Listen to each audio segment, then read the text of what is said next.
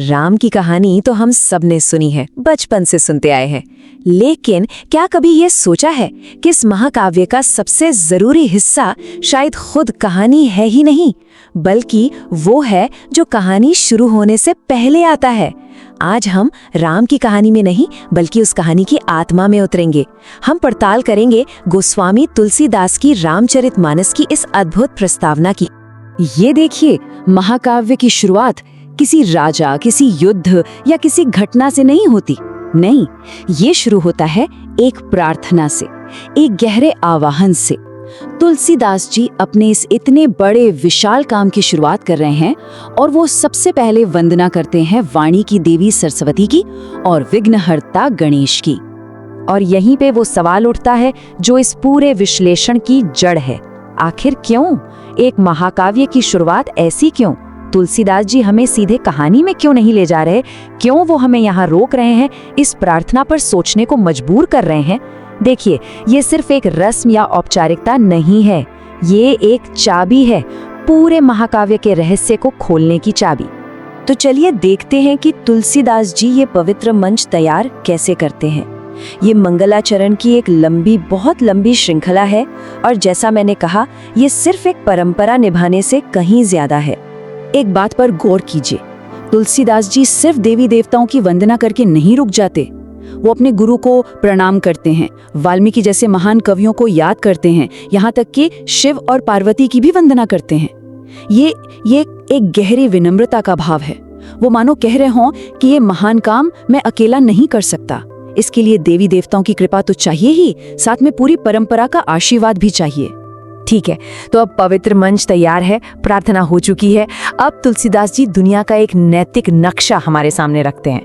वो अच्छाई और बुराई की ताकतों को आमने सामने खड़ा कर देते हैं और इन दोनों के बीच कोई धुंधलापन नहीं है, एक साफ गहरी खाई है। पहले बात करते हैं संत की। तुलसीदास जी की संत की परिभाषा कमाल की है। संत सिर्फ वो नहीं है जो अच्छे काम करता हो, नहीं, संत है एक हंस की तरह। जैसे हंस दूध और पानी के मिश्रण से सिर्फ दूध पी लेता है, वैसे ही संत के पास होता है विवेक, सही गलत, सार व्यर्थ के बीच फर्क करने की अद्भुत क्षमता।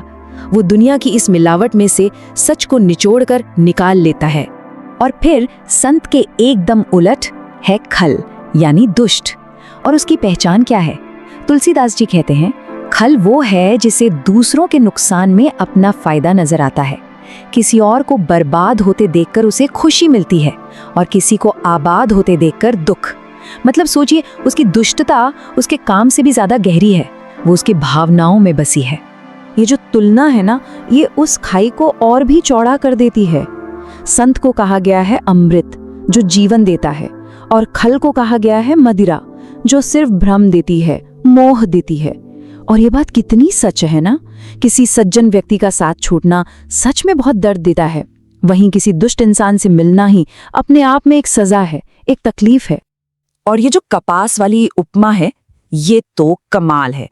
ये दिखाती है कि संत की अच्छाई कोई पैसिव क्वालिटी नहीं है, वो कपास की तरह है।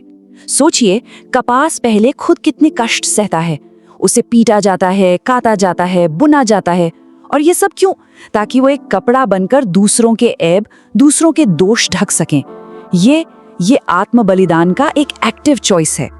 चलिए, अब संत और खल की दुनिया से निकलकर खुद कवि की ओर आते हैं, तुलसीदास जी की ओर। और यहीं पर हमें एक बहुत ही दिलचस्प विरोधाभास देखने को मिलता है। कल्पना कीजिए, वो इंसान जिसने हिंदी साहित्य का शायद सबसे महान ग्रंथ लिखा, वो बार बार लगातार एक ही बात कह रहा है। वो कहते हैं, मैं कवि नहीं हूँ, मेरी बुद्धि तो बहुत ही नीची है, मेरे शब्द तो बच्चों जैसे हैं, बचकाने हैं। ये एक हैरान कर देने वाला दावा है। तो सवाल उठता है, क्या ये सिर्फ दिखावे की विनम्रता है, एक झूठी विनम्रता, या फिर तुलसीदास जी यहाँ कोई बहुत गहरा दार्शनिक इशारा कर रहे हैं? शायद ये अहंकार के बारे में है या रचना करने की प्रक्रिया के बारे में। वो बहुत साफ साफ कहते हैं कि ये महाकाव्य उन्होंने स्वतः सुखाए लिखा है। मतलब किसी और के लिए नहीं, किसी नाम, किसी शोहरत के लिए नहीं, बल्कि अपने ही अंतःकरण के सुख के लिए, अपनी आत्मा के आनंद के लिए।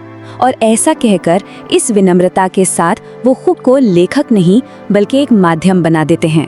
ये ग्रंथ उनके ईगो की उपज नहीं है, ये उनकी भक्ति की एक सीधी सरल अभिव्यक्ति है। और अब हम इस प्रस्तावना के बिल्कुल शिखर पर पहुंचते हैं, इसके चरमोत्कर्ष पर। इतनी सारी प्रार्थनाओं के बाद, संत और खल की परिभाषा के बाद, अपनी विनम्रता दिखाने के बाद, अब तुलसीदास जी अपना सबसे शक्तिशाली, सबसे केंद्रीय तर्क हमारे सामने रखते हैं। ये तर्क शुरू होता है परमात्मा के दो स्वरूपों से। पहला है निर्गुण ब्रह्म, यानी वो जिसका कोई रूप नहीं, कोई आकार नहीं, जो हर जगह है, जो परम सत्य है। और दूसरा है सगुण ब्रह्म, यानी वो जिसका एक रूप है, जिसे हम देख सकते हैं, जैसे भगवान राम का अवतार। निर्गुण और सगुण, ठीक है। लेकिन अब जो तुलसीदास जी कहते हैं वो सच में चौंकाने वाला है। वो कहते हैं कि राम का नाम राम से भी बड़ा है। जरा सोचिए इस बात को, ये कितना क्रांतिकारी विचार है। और वो सिर्फ दावा नहीं करते, इसके लिए तर्क भी देते हैं। वो कहते हैं, सोचो, भगवान राम ने तो एक स्त्री अहल्या का उद्धार किया था, लेकिन उनके नाम ने तो करोड़ों दुष्टों की बुद्धि सुधार दी। राम को तो समुद्र पर पुल बनाने के लिए कितनी मेहनत करनी पड़ी, लेकिन उनका नाम लेने भर से ये पूरा भवसागर सूख जाता है। मतलब नाम की शक्ति भगवान के साकार कामों से भी कहीं ज्यादा है, कहीं आगे है। और फिर वो इस पूरे विचार को एक बहुत ही खूबसूरत रूपक में समेट देते हैं। वो कहते हैं कि राम का नाम एक मणि दीपक जैसा है, एक ऐसा दिया जो मणियों से बना हो, और उसे रखना कहाँ है? अपनी जीभ की देहली पर, बस। और अगर ऐसा कर लिया तो भीतर भी उजाला होगा और बाहर भी। तो घूम फिर के हम वापस उसी सवाल पर आते हैं, आखिर इस सब का मतलब क्या है? इस पूरी प्रस्तावना का महत्व क्या है?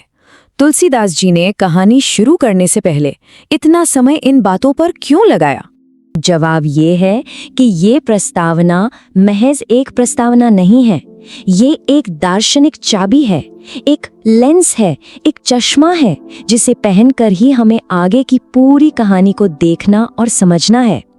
अगर हम इस विनम्रता को, इस विवेक को और नाम की इस सर्वोच्च शक्ति को नहीं समझेंगे, तो राम की कहानी हमारे लिए बस एक कहानी बनकर रह जाएगी। हाँ, एक बहुत शक्तिशाली कहानी, लेकिन अपनी सबसे गहरी बदलने वाली ताकत के बिना। देखिए, तुलसीदास जी अपने समय की नब्ज को समझते थे। वो कलयुग को एक अंधेरे दौर की तरह देखते थे, एक ऐसा दौर जहां आम इंसान के लिए बड़े बड़े यज्ञ, कठिन तपस्या या गहरा ध्यान, ये सब करना लगभग नामुमकिन है। वो साफ कहते हैं कि इस युग में न तो कर्म है, न भक्ति है और न ही ज्ञान। और ठीक इसीलिए इसी समस्या के जवाब में वो एक ऐसा समाधान देते हैं जो एकदम सरल है लेकिन सबसे ज्यादा शक्तिशाली है, और वो समाधान है भगवान का नाम। ये एक ऐसा साधन है जो सबके लिए है, अमीर गरीब, पढ़ा लिखा अनपढ़, संत पापी, हर किसी के लिए, हर जगह, हर समय मौजूद है। ये एक तरह से आध्यात्मिक लोकतंत्र की सबसे बड़ी मिसाल है। तो अगर इस पूरी प्रस्तावना का सार निकालना हो तो ज्ञान का रास्ता 3 सीढ़ियों में साफ नजर आता है। पहला, सत्संग करो, यानी अच्छे गुणी लोगों की संगति में रहो। दूसरा, विवेक जगाओ, सही और गलत के बीच का फर्क समझना सीखो। और तीसरा और सबसे जरूरी, दिव्य नाम का जाप करो। और यहीं पर ये प्रस्तावना हमें आज के लिए एक बहुत गहरे सवाल के साथ छोड़ जाती है। हमारा युग भी तो एक तरह का सूचना का कलयुग है। हर तरफ से जानकारी, शोर, ओपिनियंस की बौछार हो रही है। तुलसीदास का इशारा ये है कि सबसे बड़ी मुश्किलों का हल अक्सर सबसे सरल चीजों में छिपा होता है। तो सोचने वाली बात ये है कि आज के इस दौर में हम अपनी जिंदगी में स्पष्टता और शांति पाने के लिए वो कौन सा सरल साधन है जिसे शायद पूरी तरह से नजरअंदाज कर रहे हैं।